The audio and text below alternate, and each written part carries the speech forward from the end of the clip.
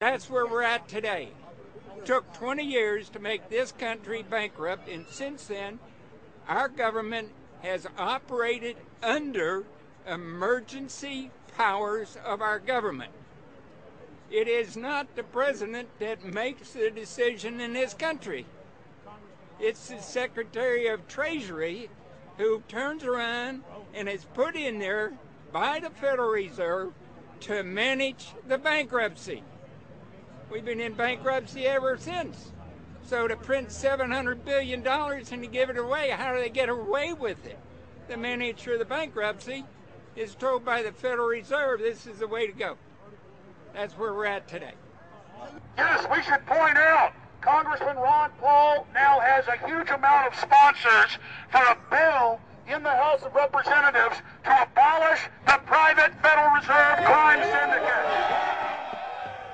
In 1913, the money power of the country was taken away from the people. By constitutional privilege, it belongs with the Congress, but it was given up in the Federal Reserve Act. The Federal Reserve is no more federal than Federal Express, but yet it has the power to determine the direction of use of money in our economy. If we could take that power back and put the Federal Reserve under Treasury, we start to be in a position of being able to control monetary policy on behalf of the United States people. The Federal Reserve is totally private, and Alan Greenspan 2 weeks ago on PBS on Lair NewsHour said on record that they are above the law, the Congress, the President, everyone. No court can do anything. We run America. What is the proper relationship, what should be the proper relationship between a chairman of the Fed and a president of the United States? Well, first of all, the Federal Reserve is an independent agency, and that means basically that there is no other agency of government which can overrule actions that we take.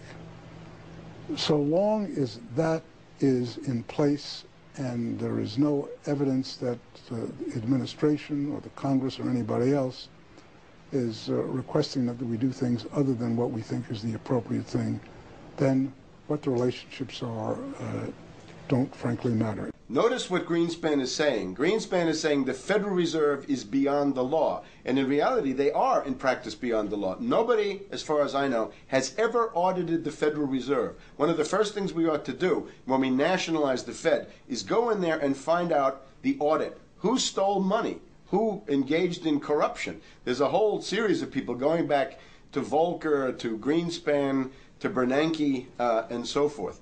Think of the arrogance of private group of banks that have bankrupted the nation by design so they can repo the country. A private group of banks that loaned us our own money back are telling us they're above the law. You are not above the law, criminals. No one is above the law. No one is above the law, and the private Federal Reserve sure as hell isn't either. Since the founding of the Federal Reserve back under Woodrow Wilson, the Federal Reserve has struck out 3 times. They didn't stop the crash in 1929. They didn't stop the banking panic of 1932, 1933. And now they are the cause of the derivatives crisis because they're the ones who inflicted derivatives on the world with Alan Greenspan. Instead of our economy being about goods and services and real products and manufacturing, it's all about these guys, the private Federal Reserve that masquerades as a government entity who controls the issuance of currency and credit. They're the ones that have cut off the liquidity in the market. They told us have a debt-based economy. Then they cut it off once they get us under their thumb and implode the economy so they can consolidate it. And that's what they're doing right now. I mean, it's in their own documents. It's in their own statements. They claim, give us unlimited power, give us trillions of dollars of the banker bailout bill that's already $5 trillion, not $850 billion as they say. And we'll get the economy going, but they're hoarding the money and buying up other banks that aren't part of the Federal Reserve, buying up insurance companies, buying up roads, infrastructures, media empires, defense contractors. What the banks do is they implode an economy by cutting off credit, and then once things really fall to a low, and they know the low because then they buy everything up and start then putting more money back into the economy, and then they build it back up. So they build us up and then shear us, build us up and shear us. And they're getting ready all over the world, they're always shearing some country, imploding it. Comes out in their own IMF and World Bank documents. That's just the foreign arm of the same cartel. And these are the people who claim to be the saviors of the economy, the people who have created every important crisis in the past 100 years, the Federal Reserve. So it's illegal, it's unconstitutional, and it's a failure. And I think the failure is what everybody can see right now. Yeah, what they do is they make you think Clinton's evil in running things. Then, oh, Bush will save us. And then, oh, Bush was evil. Now we'll be saved by Barack Obama, but he's just a puppet. But as we get deeper into this phase, when they implode the economy, they have all the money and all the control. But they also like to pose as the savior. So Obama is meant to be the savior during the Depression, and he'll save us with a 1 million person, he said, is bigger than our military, domestic spy force, a 3 million person environmental spy force. So giving people these jobs to be government bureaucrats and spies to go out and manage the other 290-something million Americans. And so this is classical fascism. The communists also do it. Any vertically integrated command and control authoritarian system does this. So they're openly following what the same group of banks did in Germany, Russia. It's in the Communist Manifesto to have a private central bank, because the private central bankers actually wrote the ideas that they had Marx and Engels put out. People go, well, why would the banks want communism? It doesn't exist. They rape us, they consolidate us, they put us into work brigades, they make us slaves, and they say it's a people's paradise. Look at it, boy, you're really doing good. And then they transfer all the wealth of the nation offshore. The globalists are outside all the nations. That gives them safety, and they play countries off against each other. And so that's what we're facing and dealing with. And so they're bringing in classical, hardcore tyranny in the U.S., but we have the internet.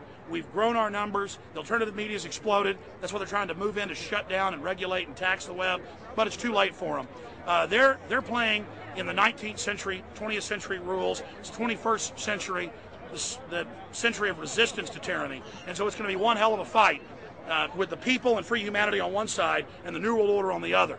And every one of you out there counts, needs to be involved in this fight like nothing you've been involved with before, because this is life and death. Everything depends on exposing these people. Everything depends on showing the people that this is the New World Order, this is the criminals. We're dealing with the king rats here, the people that are carrying out tyranny worldwide. And either they fall or we fall. Either worldwide darkness and a new age of tyranny and oppression and with a scientific overlay, or a new age of liberty and freedom and a new renaissance. The choice is the people's out there. Okay, we can tell you what's going on. You can check it out for yourself and find out it's true. But don't wait. Investigate now. Get involved now. Go out there and reach out now. We don't have time. If you're looking for the solution, look in the mirror.